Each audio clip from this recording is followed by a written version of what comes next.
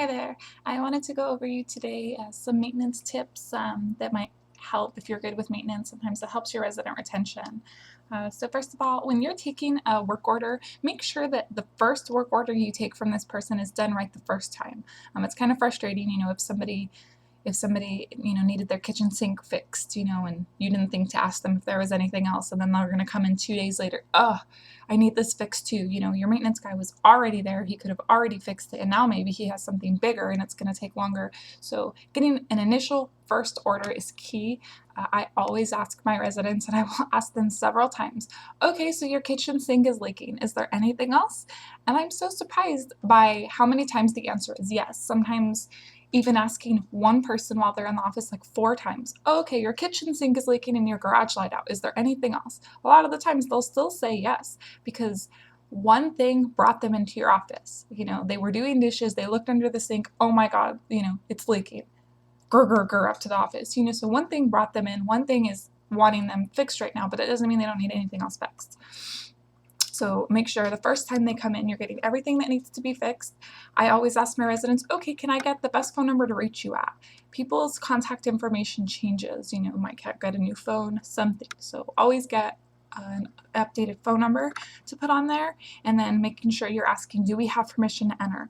Some people, they work a lot, and they don't mind. They understand in order to get it done, maintenance has to go in their house. But other people are very territorial over their places, And I've kind of explained to some tenants before, nothing in your place is worth my job or my maintenance guy's job, But some people, are just very silly, and no, I have to be there.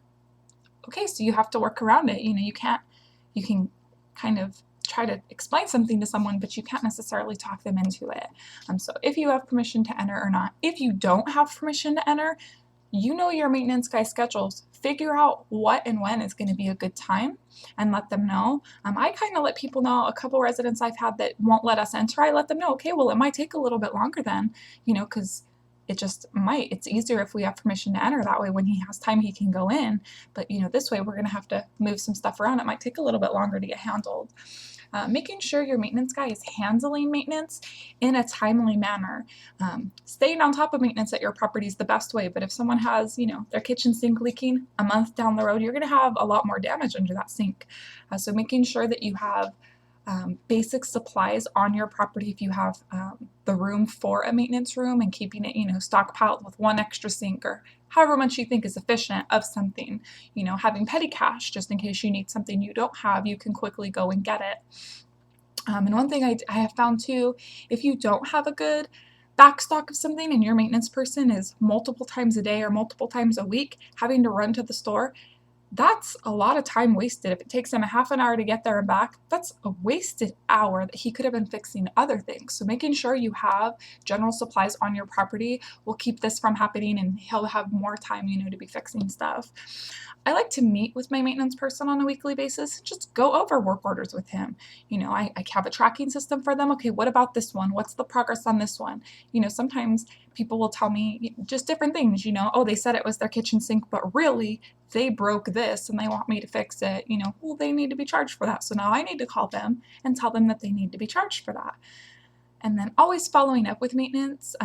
Once, the maintenance guy has signed off on it and it's back in my office and I'm looking at it, oh, hey, Tina, I just wanted to call and follow up with you that your kitchen sink is fixed. Have you looked? Is it still leaking? Okay, what about the light in your garage?